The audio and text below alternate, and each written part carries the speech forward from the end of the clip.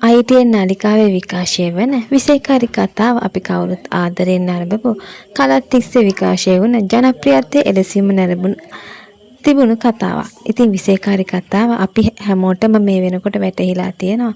කතාව අවසානයට ලං වෙලා තියෙන. ඉතින් කතාව අවසානයේදී මොන වගේ අවසානයක් සිදු වෙයිද? ඒ වගේම චේදිටත් එයා දැන් කරපු වැරදි එකින් එක වැටහිලා තියෙන. ඒ වගේම චේති හදන්නේ කොහොම හරි එයාගේ ජීවිතේ වැරදුන තැන් හදාගන්න. ඉතින් අපි බලමු කතාවේ අවසානයේදී කුමන සිදුවීමක් සිද්ධ වෙයිද කියලා.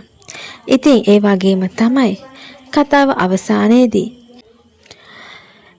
ඉෂාරට ජීවිතේ සමුදෙන්න සිද්ධ වෙයිද.